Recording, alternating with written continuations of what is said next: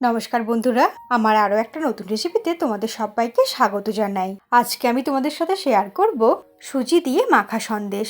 এটা বানাতে সামান্য কিছু উপকরণ লাগে আর খুবই তাড়াতাড়ি হয়ে যায়। সুজি দিয়ে এই মাখা সন্দেশটা বানানোর জন্য কড়াই গরম করে নিয়ে নিলাম 3 চামচের মতো সাদা তেল। তেলটা কড়াইয়ের সব দিকটাতে খুব ভালো মতো স্প্রেড করে নিলাম। এরপর তেলটা গরম হয়ে গেলে দিয়ে দিলাম 1 কাপ পরিমাণে সুজি দিয়ে তেলের মধ্যে ভালো করে মিশিয়ে নিয়ে নাড়তে নাড়তে ভাজা করতে থাকবো।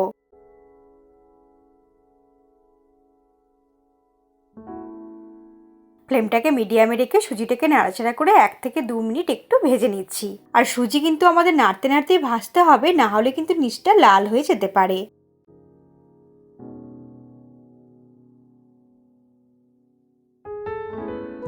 মিনিট 2 মতো নাড়াচাড়া করে সুজিটাকে একটু ভেজে নিলাম। এরপর এর মধ্যে দিয়ে দিচ্ছি 1/2 কাপ আমুল দুধ।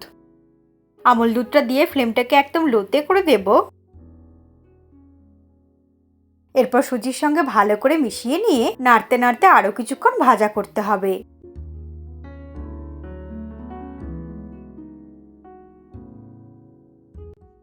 এটা ভাজা হতে হতেই শিরাটা আমরা তৈরি করে নেব।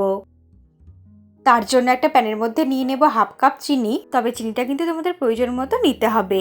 আর এর সঙ্গে দিয়ে দিচ্ছি 2 কাপ জল।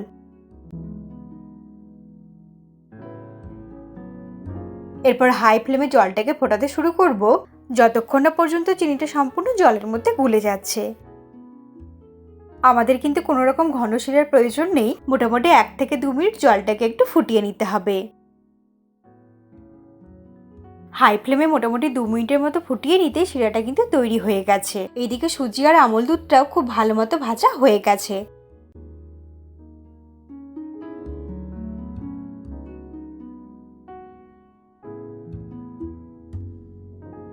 এরপরে ভাজা ভাজা সুজির মধ্যে চিনির শিরাটা পুরোটাই দিয়ে দিলাম।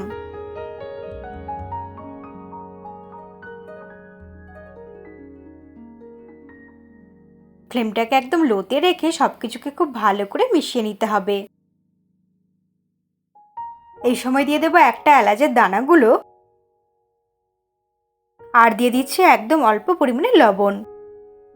সুজির সঙ্গে এলাচ আর লবণটাকে মিশিয়ে নিয়ে মোটামুটি মিনিট 2-3 মতো নাড়তে নাড়তে রান্না করে নিতে হবে।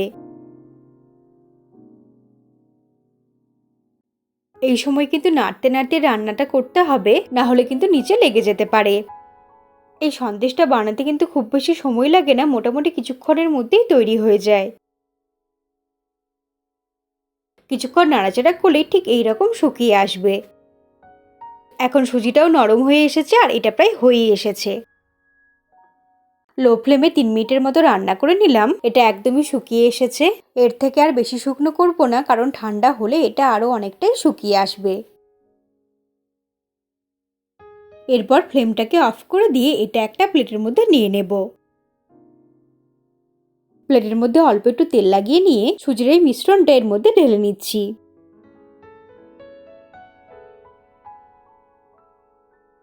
এরপর এটাকে মসৃণ করে 4 কোণা শেপ দিয়ে সেট করে নেব।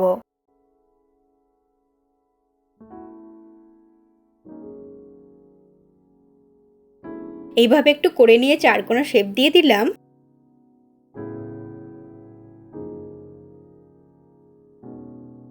এটাকে আরো মসৃণ করার জন্য অল্প একটু জল হাতের মধ্যে নিয়ে একটু চেপে চেপে সেট করে নেব। তোমরা চাইলে কিন্তু জলের বদলে তেল দিয়েও এইভাবে একটু করে নিতে পারো, বা ঘি দিয়েও এটা করতে পারো। এরপর এটা হালকা ঠান্ডা হলে ছুরির সাহায্যে 4 কোণা করে কেটে নিতে হবে। সুজির এই সন্দেশটা 10 থেকে 12 দিন ফ্রিজে রেখেও খাওয়া যায়। ছুরির সাহায্যে প্রথমে এইভাবে লম্বা করে কেটে নিলাম, তারপর এইভাবে কেটে নিয়ে সন্দেশের শেপ দিয়ে দিতে হবে।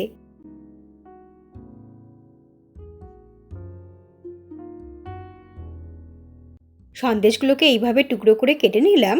এরপর এর ওপরে কাজু আর কিশমিশ দিয়ে একটু সাজিয়ে দেব, তাতে দেখতেও ভালো লাগবে আর খেতেও বেশ ভালো লাগবে।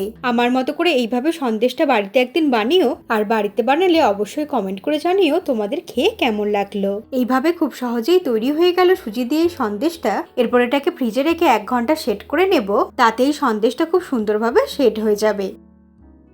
1 ঘন্টা হয়ে গেছে।